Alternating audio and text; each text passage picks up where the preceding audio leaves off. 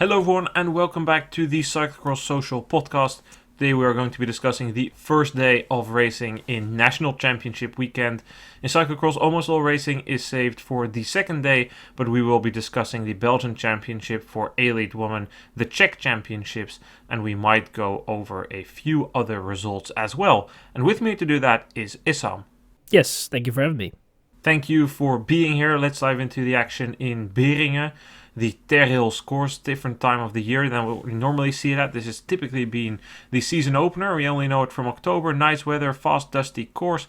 But now it was transformed into winter wonderland, as the announcer has been loving to say for the 3 snowy races Belgium has had. Mol, well, I guess Gulligem was kind of one, but definitely Mol, Zonhoven, and now as well. You could hear it multiple times.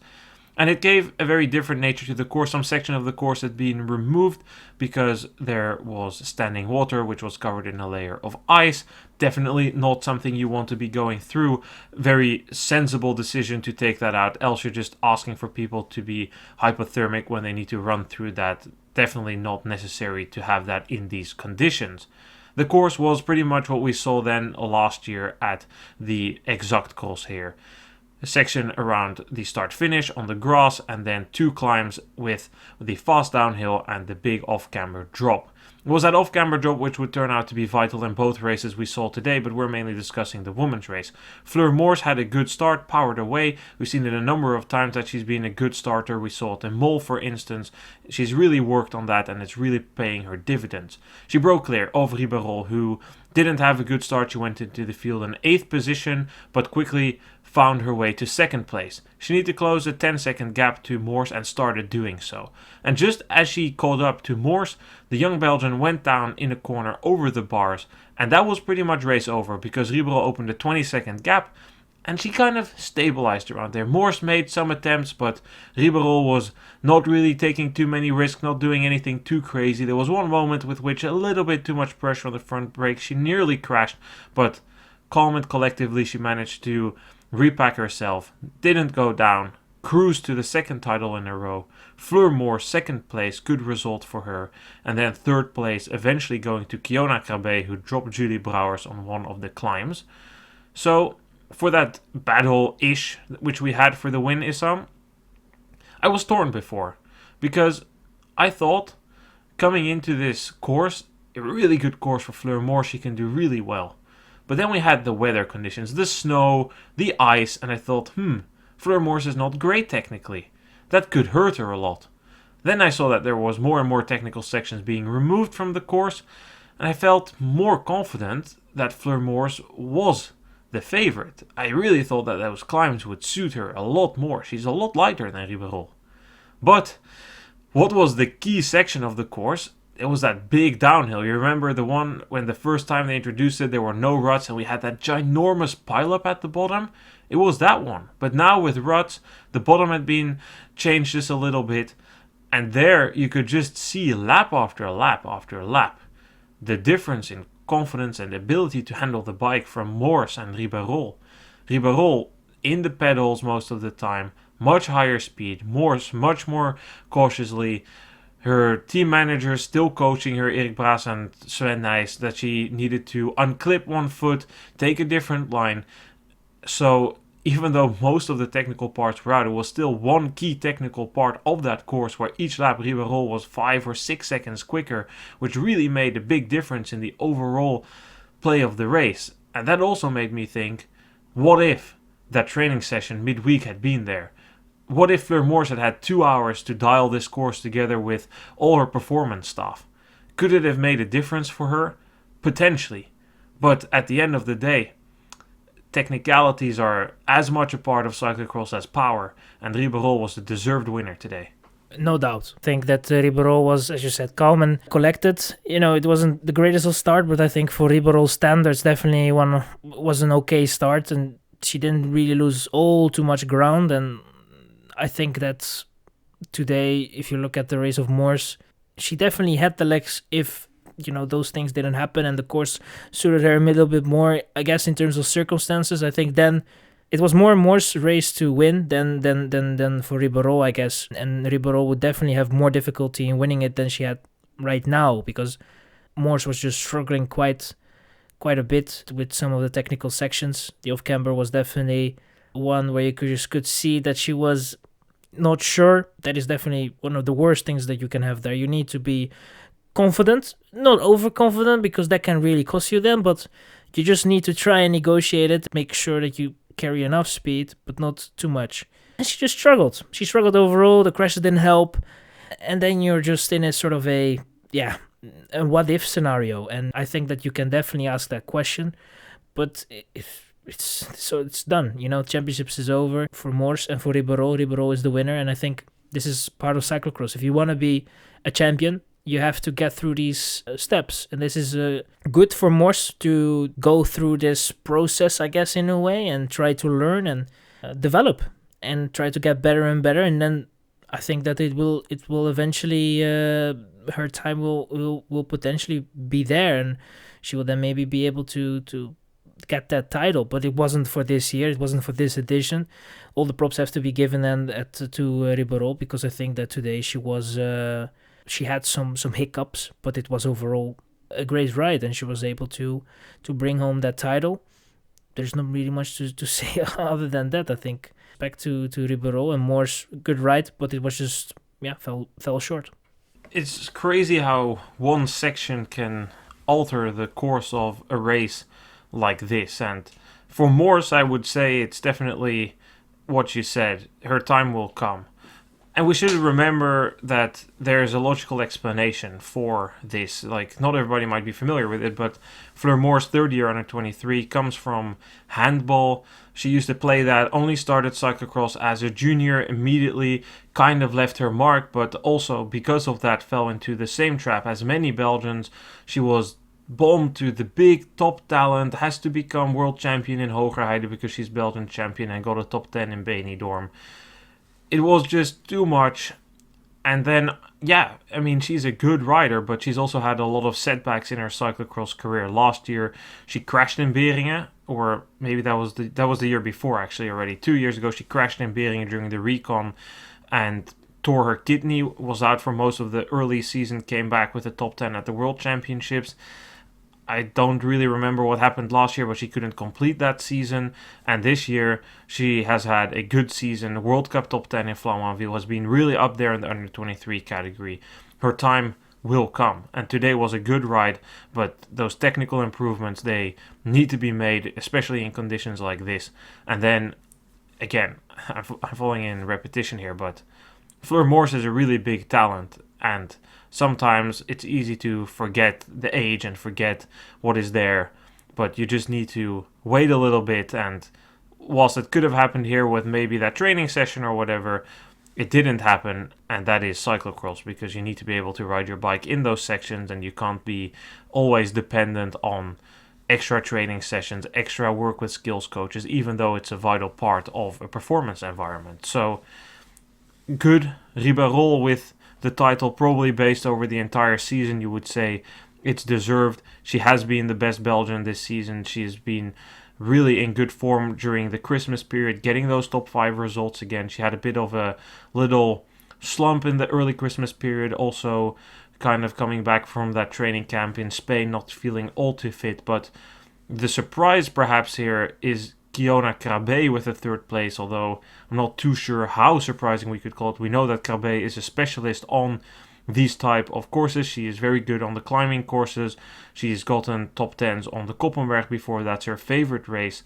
Julie Brouwers is a very skilled rider. Her technical ability is absolutely unreal, but engine-wise, Julie Brouwers just doesn't have it to become a consistent factor in the top 10 of the world. And today you definitely needed your engine, because the snow didn't affect the course all too much, like we said, but it definitely made it a bit muddier and a bit slower, requiring just, again, that extra bit of power on already a physically demanding course with several uphills.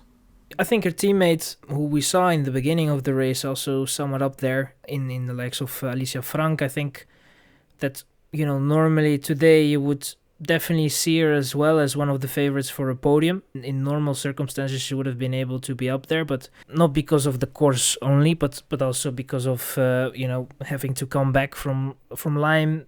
That is obviously going to interrupt your preparation in a sense and your form, and then it's obviously quite hard to really get into great form going into this championship. These are interruptions that are just quite bad in a way, and they have a huge influence. And I think it's a shame. These championships are kind of the opportunities, and it's interesting that we have now a couple of seasons, couple of years already where snow has not really been a thing during championships, but it's now quite of influence, and we get it all together here in Beringen. So, but just to come back on Frank, I think that it is, she definitely is a rider, from Belgium, in which you can say that she is there or thereabout with the very best from Belgium. And it is a bit of a shame to see that she had what she had and was not able to fight there for a podium spot. But when you have also a very strong teammate, you can try and help each other and try to get better, improve. And I think that it looks to be that she was on the right track at the beginning of the season. So hopefully she can kind of get back to that level, and who knows what that will bring. But it was a bit of a shame, but I think nevertheless semi-decent result considering all the circumstances. Then, as always here at those championships, Issam, because you're totally right about Alicia Franke and her level, but it just becomes imminent how thin the field is spread here in the elite women's category.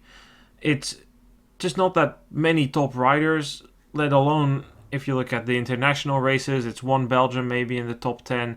If you're lucky in the fewer populated races, there could be 2 or 3, but in the World Cups, it's Ribeirol and only Ribeirol. And always at the Belgian Championships, I look at the event, and in a way I also kind of see the insanity of it, because we had a junior men's race being broadcasted here, and for as long as I remember following cyclocross, I mean, today I wrote a piece for our Substack on Elie Iserbyt's retirement, which we'll discuss in a separate podcast for those wondering. But then you could already see in 2013 Iserbyt became, or 2014 he became Belgian champion juniors in Waregem, and he was the top favorite for the World Championships. And there were a few insiders who already in their preview said, well, Elie Iserbyt, but look at Thijs Aerts, he won the World Cup last week, he's been more consistent this season as a first year. But the bigger papers just said Elie Iserbyt, Belgian champion, number 1 favorite for the world title. And this is how I remember it always being. Belgian champion, it doesn't matter where you finish in the World Cup, you should be able to finish on the podium of the World Championships, period. And today that race was broadcast. The commentators just kept off. Oh, Gilles Lejeune, he's so good. Oh, whoa. We're watching the second coming of Daniele Pontoni on this off-camber. And I must say, Lejeune was really good on that off-camber. But the amount of pressure that is put on that guy is unreal. And I think it's really getting to him. Because he faltered, like his riding style is kind of the same as Puk Pieterse. Both have very, very, very high technical ability, but struggle with the consistency, make too many mistakes. Lejeune crashes on that off-camber when he has the race pretty much in hand, 18-second lead. Doesn't then, he isn't really able to then fully repack himself. He stresses out a little bit, which I've seen numerous times this season. Tabor, think about the crashes on the barrier and at the pit. Think about Flamanville, where he crashed in the final lap in second position. Think about Koksijde, where he also had a lead, then crashed. It's just a lot. Like, technically he's good, but he makes a lot of these mistakes. The relief I saw from that win in Koksijde, the pressure that you couldn't help but notice today, like in the last lap, how he takes that off camber is absolutely unreal. It's phenomenal. But then this is the same rider who then in the easiest flat corners just loses his head because Van Ley is in the lead, and he makes mistakes from the wheel and then can't get it done. I mean, Van Ley nearly gave it away with a horrendous final corner, but even that wasn't enough to save Lejeune. So I feel the pressure is getting to Lejeune like it's gotten to many Belgians before. And on the women's side, I mean, again, there's not even an update on a live blog about the junior woman by the national broadcaster, which is putting on a full-on TV show with preview and debrief for the junior men. A degree of broadcasting you only get for the World Championships. But then, what do I read in the previews? of the same broadcaster for the junior woman. Zita Peters has a top 5 in the Kokzijde. She's the big favorite, is doing something few Belgians have done in the junior women's category before. With a good result here, she can start thinking about a podium at the World Championships. It's completely overblown. She is a very good sand rider, Zita Peters. Really, really good. There's a lot of technical skill in her. If she can build her engine, she has a lot of potential. But take it easy. That's one outlier. In the rest of the races, she is being good, but fighting for a back end of the top 10 in the World Cups. That is not a shame to be there, but there's the magnitude of which this then happens, and then there's talked about a generational choke by her in some of the papers. And meanwhile, there's already, this second year U17 was faster than all of our junior women despite starting a minute behind. Maybe she is the new Sannekant. The insanity of this event sometimes, I just feel bad for these young riders. Like, give them some space, please. I think it's mainly there. It's the give them some space. Of course, for them, winning a national title will obviously mean so much, and it will definitely help in terms of name recognition and also your position, where you position yourself in the next couple of years. That's something that you really can go from and get through in the next couple of years. They will see you as a talent. It just certifies it in a way. So it is definitely an important moment, but it's just the way they are going over it, I guess, in a way, is like they are treating it like they are elites, and they are really not. And I think that is obviously is a wrong thing to do. They are, they have this somewhat, I guess, fake interest in a sense, because they don't really care all too much. And then the nationals arrive, and then it's, oh yeah, well, who do we have? What were the results? And it's a bit fake. And it's, sure, there is some genuine interest in a way, because they want to know who is going to perform well at the World Championships, and they have these expectations. And for Belgium, the World Championships are important, which I can understand, because you want to do well at the Worlds. Almost every country that will participate in it wants to do well, sees it as a goal. It's a little crazy the way they treat the junior category, considering we're really talking about a fragile, the most fragile category that we have in terms of that goes to the World Championships.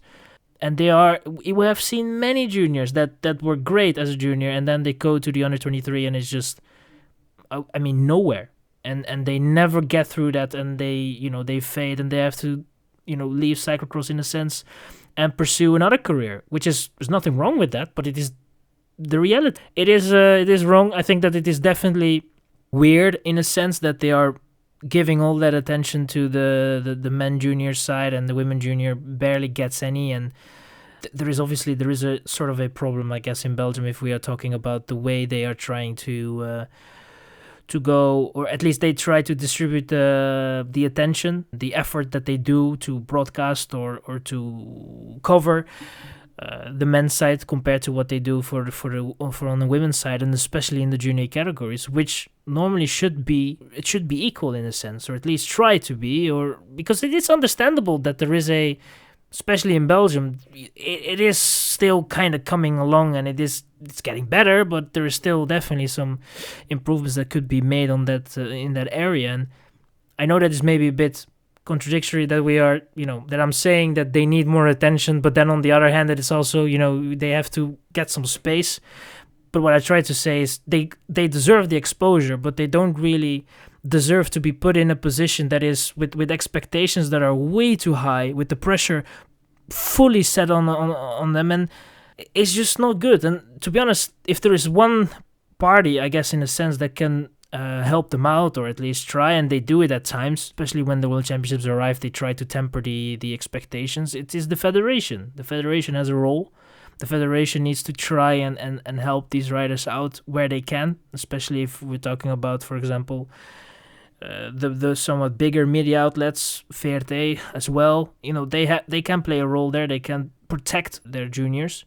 Because if you're constantly going to have this pressure, you will basically ruin certain careers. There are definitely riders that will be able to handle it, that will be able to get through that. I mean, when Valens and Nijs were getting through the junior rankings, or remember, I've seen it later on, but you could definitely see that the pressure was super high. They were almost superstars before they even touched the elite category. I can remember that Bart Wellens was in the commentary booth together with Michel Wuits watching the race of Nijs. So this, I think that was München, if I'm not mistaken. So yeah, München.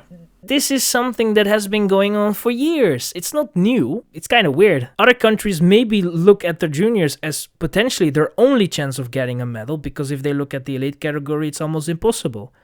Yet it's the opposite. In Belgium, it's like, oh, that's going to be our next superstar. Oh, this is going to be this. And there are other sports where you see similar things happening. I'm not going to try to get some examples here, but you know what I mean. It's not a new phenomenon, but it is definitely something that is not good for the development of a rider. And for sure, if you look at today they could have. I think that if you're not gonna broadcast the women junior category, you should not broadcast the men junior category. It is what it is. It's sometimes there are things that you're not really are able to change, and certain things, if you want to change them, they take quite some time, and sometimes they will never change. I'm afraid that this is something that is not going to change in the next years. And I think that if you look at Belgium and the way they profit from this kind of hype and all that, I don't think that will change. I don't really see a huge shift there, in my opinion. It's the fishbowl, the pressure cooker, the magnifier, whatever you want to call it, but because cyclocross is so big in Belgium, you get a lot more attention on it, and if you compare it to those times of Wellens and Nijs, probably it's calmed down a little bit, partially because they stopped showing those highlights of the junior races, I think. But yeah, I do think that, kind of falling back on the earlier points you made about how they go on about it, the difference with other sports, like in football, there will be players who are known right here in Europe, and this guy can be talented, he's playing well in the youth, but they're kind of kept out of the spotlight, and the niche people, they will know it, and there will be a few, like, kind of like us, right, the nerds who will recognize them and talk about them a little bit, but we don't go too crazy about it. And that is the difference in Belgium. They do go crazy about it in cyclocross, and that is really, I think, something that is quite unique to the sport and really affects them. At the World Championships, they thankfully have a very skilled press officer in Guy Vermeeren. He is just very good in protecting them and making sure that these outlets, they're kind of told, like, hey man, if you ask this guy stupid questions, he's just a junior, I'm gonna take him away from you. Like, I'm not gonna have him answer these questions. This guy is 16 or 17 years old. We need to take it easy on him. So that much is done to protect them, but in these situations, when they're just on themselves, when they're with their family, they don't really have that same structure to rely on. And what you said is so important about the exposure. Like, I think it's fine to give them the exposure and broadcast them, but you can also live stream it online, right? Or you can put it on TV, who cares? But it's about the whole way that commentators talk about it and that the media talks about it and goes on about it. And it's fine to say this guy is a good talent, or say like, I wish I could see what this guy could do in the elites or what this woman could do there. But it's also okay to remember that progression is not linear, and that junior results don't say everything for the future. There's many riders who have setbacks, there's many riders who reach their ceiling as a junior, who lose fun for the sport, who don't progress, who have injuries. You need to really be at a certain level in the juniors, but even from the top juniors, only a small fraction of the riders make it through, and we should give everyone that exposure. I personally think it's sad that we don't have the ability to broadcast all junior World Cups like in Tabor. More publicity, good. Like, get people hooked on the storylines. But at the same time, you also need to give them that platform, and that is what is missing in Belgium. They don't have enough junior women's races. They don't have a real structure in the youth categories for the woman. It's been a men's game, and we're just trying to fit the woman in. They can race against the men. We'll just toss the U15s and the U17s in with the woman elite. Start them 30 seconds later. Who cares? That's kind of the reality of the landscape there, and that hurts them in their development. So it's sad to see that, and this whole thing also made me... Today we had Laura Verdonschot leave the race. She said the cold conditions hurt her. She's still dealing with a narrowed iliac artery, and that is going to cause her to retire at the end of the season. And she gave an open interview this week with Sporza before, saying that when she finished on the podium in Ostende, kind of out of the blue, finishing second in the wheel of Sonnekant at the Belgian Championships, that for years and years she struggled with the pressure, with the expectation pattern. She said, I nailed everything that one day, but then, after that, it felt like every race people expected me to battle with Sonnekant, who at the time was literally world champion. And I was just an under 23. I was new to this game. But because of that, in BLS, people expected me to become world champion. I didn't. I missed the podium. People gave me a lot of crap. I was a choker. I couldn't do this. I couldn't do that. And yes, maybe I should have come on the podium there. But it was new for me. This was my first time starting any championship with a degree of such pressure. I'd raced Belgian championships before, but it was always in the elites. It was, the under 23 title on the line, but I didn't experience it that way. And now here I was a third year under 23. I was new to this situation. I just had my breakout season. It came totally unexpected, the season I had. I got podium places in races. I got top fives in the World Cups. I never expected anything like this. My parents were surprised. They were the ones supporting me, and I didn't really know what to do. And then I felt every year I needed to replicate that. And I struggled with that so much that at some point I lost fun in the sport. I was on the verge of quitting. I went to a new team there in a new environment. I kind of was able to let everything go and start a second career, which is an insane thing to need to do. And it worked. She finished 5th in the World Championships in Tabor. It's sad to see that now these injuries are putting an end to her career, but it's just one example of what the pressure cooker can do to a young rider who is not really used to it and is kind of suddenly in the spotlight, Issam. Absolutely. It's not the first case. It will not be the last, most likely. Obviously you can try and make sure that pressure will be a bit more less in a way, and you can try to make it better circumstances for the riders, that they're able to overcome these issues with pressure, but they have to be prepared in a way as well. And you need to be lucky, I guess, in the sense that with the people, your entourage, everyone that is helping you out, they also have maybe a role. You see it on road cycling as well, the media training and all that has been done there. It's definitely it's silly, and you get all these robotic answers, I guess, in a way, when you have a post-race interview or whatever, and it's always the same. But I guess in a way it also helps and protects the rider from the pressure. It protects them from the expectations. It protects them from a lot of crap, in a way, that they have to go through because of their success. I guess it goes a bit both ways. Of course, the biggest responsibility and role is for the media outlets. It's for the federation. It's for the people that are covering the sport. I think maybe we as well maybe have somewhat of a role. We have not a big role, but I guess in a sense, we also are like, this guy has to win. She has to, absolutely dominate, whatever. But it's expectations in a sense. We try to cover the sport as well. We talk about it and we do it with fun, and we are not putting huge pressure on juniors as well. But in a sense, we do that. And I guess it is a difficult role, and it's for a small part as well, a responsibility for the teams that are supporting the rider and the entourage and the people that are surrounding. They have to also try and make sure that the rider is prepared for that, because most of the time they are overwhelmed, and when they are overwhelmed, it's just so difficult to shake it off. There is also a role there, and there is also sort of a protection where you could try and prevent these kind of pressures getting to a rider, to an individual, and that could also help. Certainly, and it's always good for ourselves to be reflective as well and try and remember when we discuss these juniors, which we only do for the World Cups, because I do think it's good to keep a track of which riders are coming up, what do we see, but it's important to then remember and place it in the context. They're still young, they have time to learn, they have the right to make mistakes, and they maybe even have the obligation to make mistakes. Like, if I'm seeing a junior that coming through the ranks that's perfect, then I would honestly be quite scared for the domination that probably follows that, because we saw it with Van der Poel in the junior categories, and look what that gave us. It gave us a great rider, a dominant force, but that was nearly...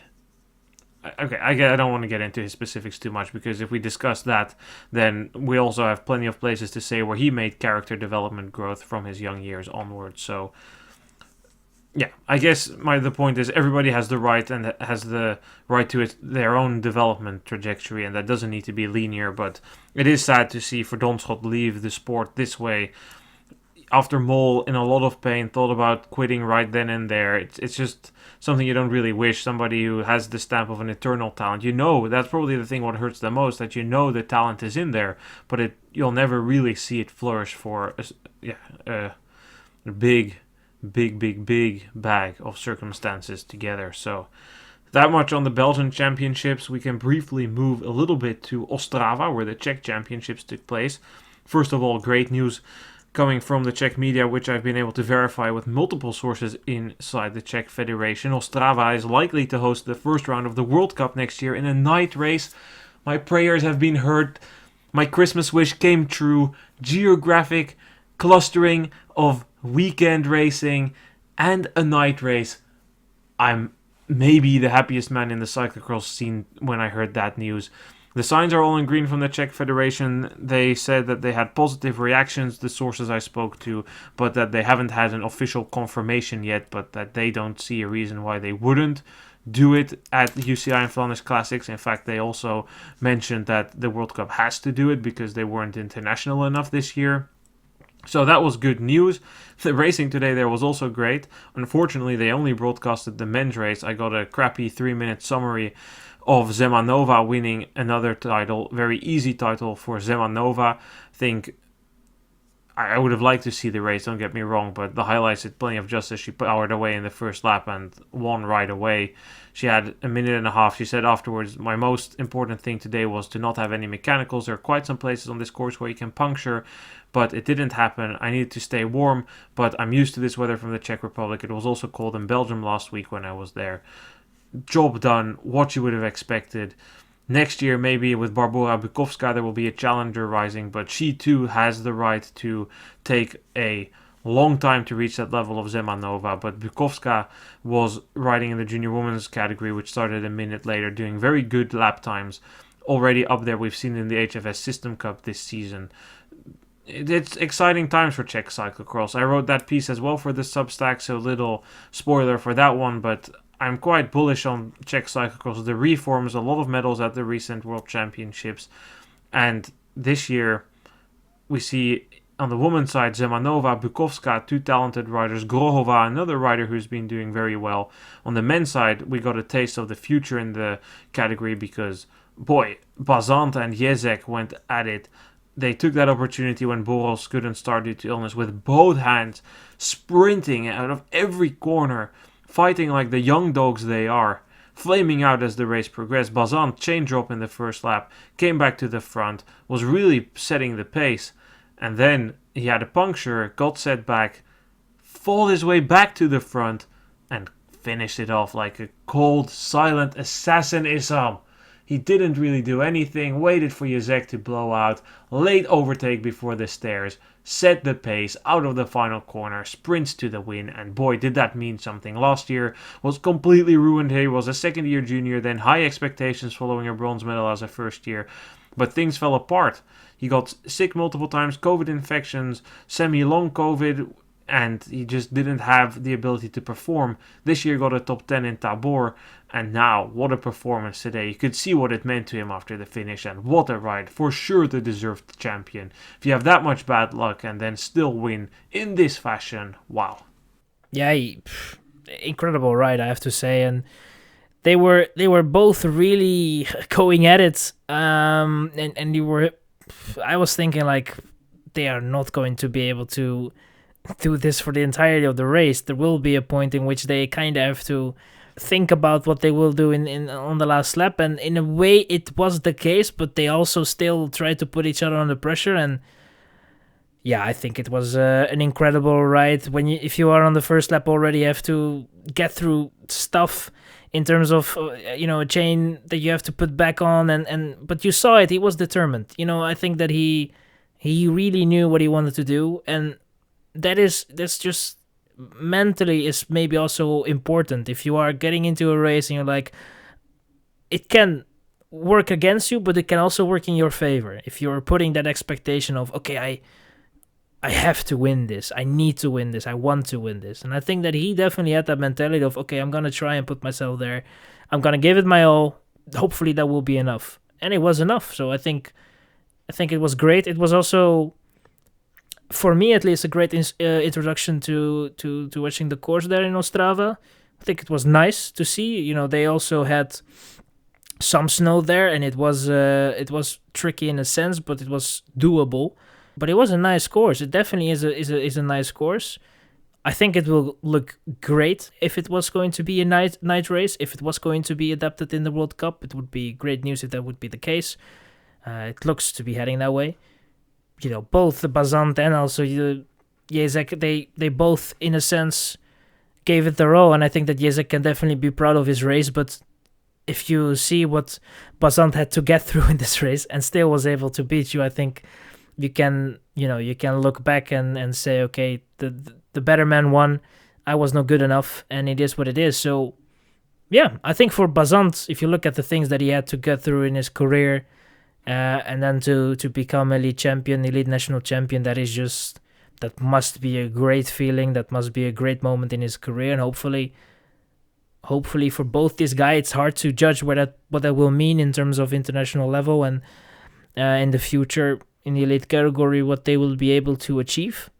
But it's a great sight for Czech cycling and cyclocross that they are having these talents that are coming through, that are able also to uplift each other, have battles.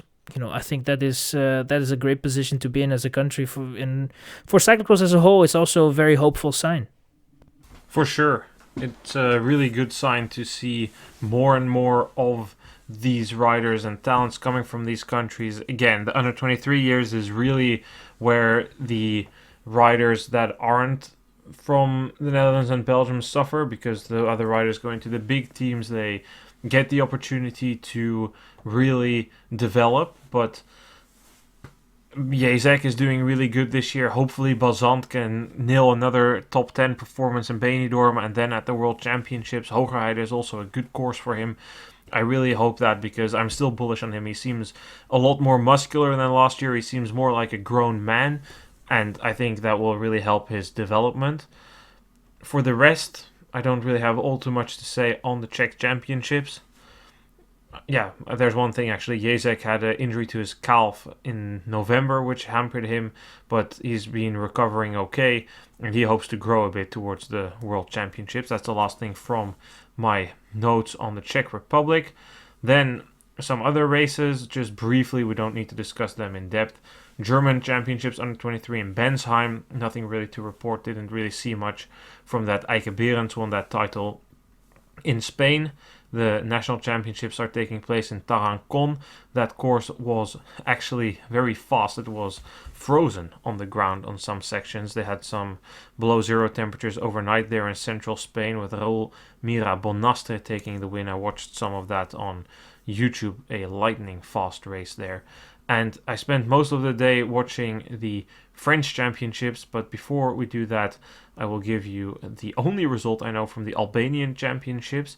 Nelia Kabetai, no surprise there. She is she's Albanian, but she lives in Italy, and she has raced previously for Guerciotti in the juniors, and then now she's racing for the Ale Colnago team, which is the same team as Rebecca Garibaldi. She became the woman elite champion there. I saw a few pictures from the course. It's kind of just on a hillside. The grass ripped apart, some stony-ish ground underneath. By how ripped up it was, I definitely feel like there were quite some participants. Kabetai won. That's the only result I know, but it's just funny to see the differences. Like, the course was marked by construction materials, the ones that they use for road closures, these big bollards, no fences, no tape on some sections, just an event that you and I could also put on back here. But it's great to see that they have a UCI national championship now at this point, so it's just funny to sometimes see that, and the results aren't on the UCI website yet. That's kind of just telling a bit for the skill of the event. But again, it's good it's there. It's really due to Kabatai that they have that, because I think it's easier to race the World Championships if you have a UCI recognized national championship. Similarly, there's one Dutch guy who speed skates for Greece, and he organized the Greek national championships in Haarlem, the Netherlands. He was the only participant, but because of that, he qualified for the European Championships, and I don't think he got to go to the Olympics because Greece didn't score enough points, but this is kind of the extent you're looking at in some other sports, so not unique to cyclocross. Good. Then to France, because that's what I spent doing all day, and I know I'm not going to put pressure on U17s, but I watched the U17 race, I watched the relay race, and I watched the men's under 23 race. Yes, I have other things to do in my life. No, I didn't do them today. The relay was actually really fun to watch. Célia Géry was racing for Auvergne-Rhône-Alpes, really good lap. Lise Revol was racing for Grand Est. She also put in quite a good lap. This is my only comparison I guess I'll get from Revol on the elites this season. So 12 seconds slower than Géry on a semi-muddy course, not that thick mud, but quite slippery. It was nice watch. In the end, Rhône-Alpes lost out to Bourgogne. It was Fabien Doubet out sprinting Søren Bruyère-Jumar for the win. Always fun to watch those little events. Fun to see a little bit of the riders coming through. Couldn't help but notice that in the U17 women's race, the winner has already been signed by Haas Bikes team. Somebody needs to stop this organization. Leave something for the rest of the French teams, because you hit them with Géry, then with Revol. Last year they had Lucie Elizalde winning, already on Haas Bikes, and now this winner is also already locked up by Haas Bikes. Looked quite technically gifted out there today. And then came the cherry on the top, because I texted you that, and then I was like, Sparfel, I thought he would race the elite championships, to be honest, but he raced under 23s and he didn't win that. I thought surely he would win it, but championships remain a bit of a thing. He said afterwards he has a lot to learn, that mentally he tries to prepare the race as the same, but he knows deep inside he struggles and doesn't really treat it like the same race. He was really good in Tabor when he outsprinted Mason for the mixed relay title. He should have won normally, or at least it would have been close against Vietzi, the men junior title, but he flatted. Last year, his worst race of the season was at the French Championships. This year as well, and then it was Haas Bikes winning with Roman de Boer, final year under 23, with again, nice to see Théophile Vassal in second place. He also races for Decathlon, but he too had a lot of pressure as a second-year junior. Had some injuries as well, couldn't really get it going last year, but good to see him with a captivating, a lifting ride is what I would say. A good day out there, so we don't need to discuss it too much in depth this on, but that's what the racing has been like today. I mean, you're saying it as if I would be able to discuss it in depth, but unfortunately, or fortunately, I guess. Do. Last year in the World's Championship, you came.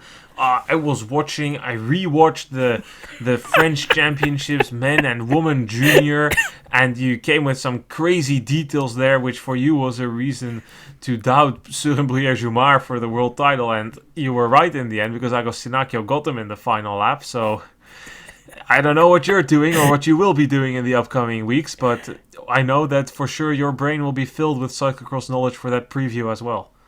Oh yeah, absolutely. It will be. Today I was a bit more fortunate to not watch it, I guess, in a sense. So I missed it completely. I have to rewatch it or watch it back, and I will definitely do that, because I think it is always interesting how championships goes, because in a way you should not go off it completely, but it's always different. It's the pressure is a bit, it's a bit higher. You have to go through a day as it is, it is a championship, and there are definitely some elements that you will also see at the World Championship. So it's always a race, especially in the bigger countries where you have more favorites. It is always a race worth of watching or rewatching, and there's always elements of it that you might be seeing as well at the World Championship, but you should not go off it obviously completely. But it was I guess surprising in a sense that Sparfel was not able to win it. I think a very good job by Romain de Boer, and yeah, that's I cannot really say that more than that, because if I will, it's gonna be just me going off the results. I have to really watch it back. I will definitely be able to watch most of the racing there in Troyes. I think that is definitely gonna be worth it. So I'm definitely curious to see who's going to take the title there on the women's side as well. Normally Fukune should be able to defend their title, but there is a jury, and you never know with jury, but I guess this is going to be maybe just too big of a task for her, but who knows? And I think that on the men's side, it's also going to be quite interesting. So, yeah, I think that there is still some great racing coming up tomorrow. The men's side, my prediction, Steve Chanel going to win. Coming out of the commentary booth to race the national championships for fun. Okay. Okay. It's a sign to end the episode. Yeah. We're cooked. Okay. It's a sign to end the episode before we really get cooked. Thanks everyone for listening. Thank you for being here, Issam. And we will be back tomorrow to discuss a whole lot of racing. Going to get the 500 screen setup going well for tomorrow with lots of racing going on. We will catch you guys then. Goodbye. Bye-bye.